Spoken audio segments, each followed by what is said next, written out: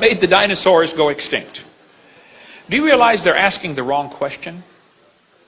The question is not what made them go extinct. The question is, did they go extinct? Now, they didn't call them dinosaur, though.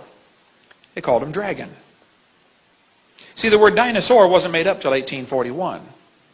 So for most of human history, these creatures are called dragons. Did you know dinosaurs not even in the dictionary in 1891? For most of human history, they were known as dragons. Now, dragons are mentioned in the Bible 34 times. People say, why aren't dinosaurs in the Bible? Last night I'm talking to this lady at the counter at the hotel. She said, well, dinosaurs aren't in the Bible. I said, that's correct. That word wasn't made up till 1841. And if you got the right Bible, that was translated 1611. So of course you're not going to find that word in there. Duh. But they called them dragons. Dragons are listed in the dictionary in 1946 as now rare. As the population of people began to grow after the flood, the population of dragons began to go down. Because nobody wants to live next door to a dragon. Same thing happened in Cobb County, Georgia, where Atlanta is today. Do you realize how many grizzly bears there are roaming around the woods right now near Atlanta, Georgia? 0. Do you know how many there were just 300 years ago? Hundreds. What happened to the grizzly bears in Cobb County, Georgia? Well, as people move in and civilize an area, the big ferocious animals are killed off or driven off. Happens everywhere. If it came on the evening news tonight that there were 5 grizzly bears roaming around Cobb County, do you know what would happen by 6 o'clock in the morning?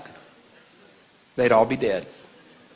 Because every redneck in 4 states would be out there with a rifle trying to shoot one. Right?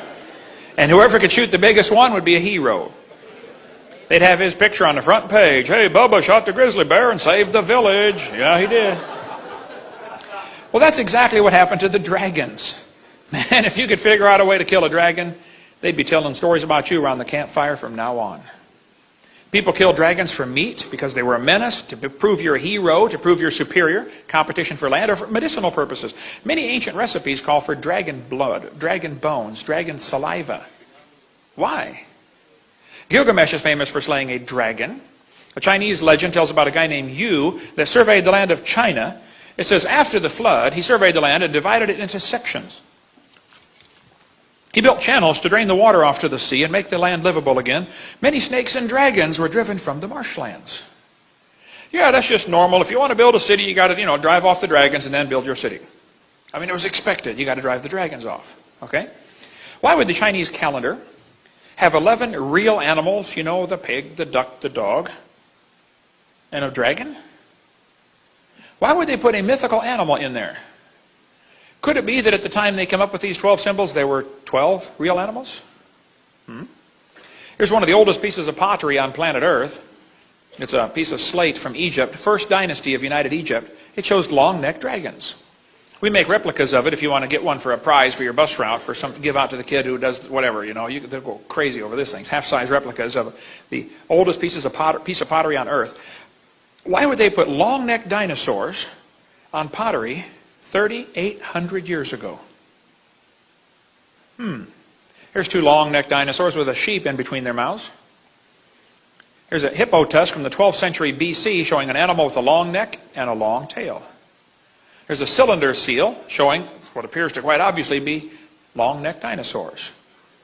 The Bible talks about a fiery flying serpent in Isaiah 14. Wait a minute, a fiery flying serpent?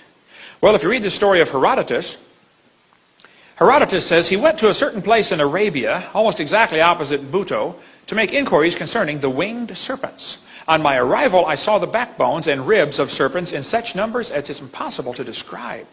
The winged serpent is shaped like the water snake. Its wings are not feathered, but resemble very closely those of the bat. The people where the bones lie at the entrance of a narrow gorge between steep mountains. The story goes that with the spring, the winged snakes come flying from Arabia towards Egypt, but are met in this gorge by the bird called ibises, who forbid their entrance and destroy them all.